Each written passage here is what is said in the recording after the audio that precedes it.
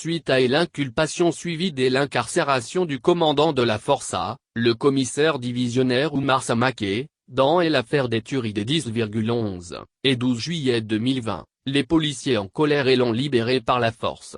Les syndicats des magistrats, tout en condamnant cette libération, parlent de moments sombres pour la République. Inadmissible. Inacceptable.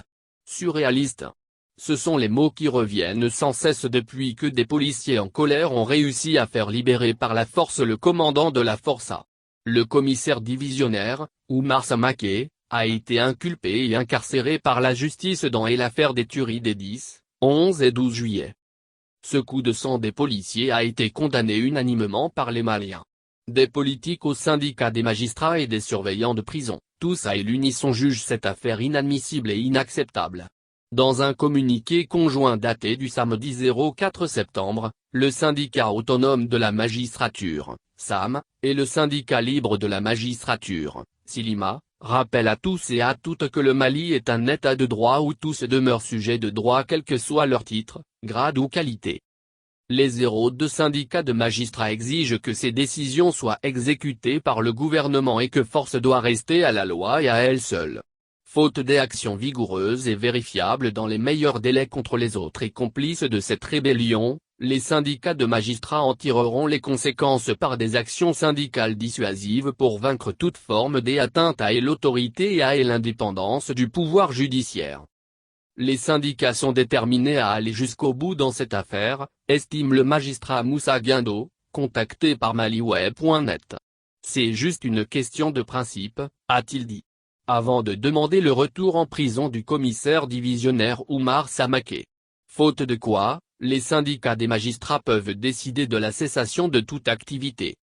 Le commandant de la Força n'était pas dans l'enceinte de la prison au moment des faits.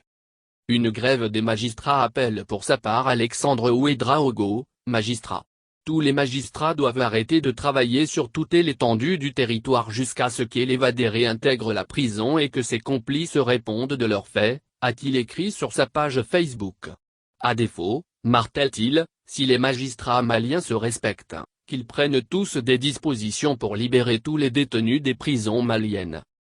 Ce qui s'est passé hier ne devrait pas se passer, déplore Dada Konaté, membre de la synergie des syndicats de surveillants de prison. Il a indiqué que le commissaire divisionnaire Oumar Samaké n'était pas dans l'enceinte de la prison centrale au moment où les policiers prenaient d'assaut la devanture du bâtiment. Ceux qui l'ont amené en prison sont venus le récupérer pour l'amener ailleurs, a-t-il expliqué. Ce qui ne l'empêche pas de condamner le comportement des policiers.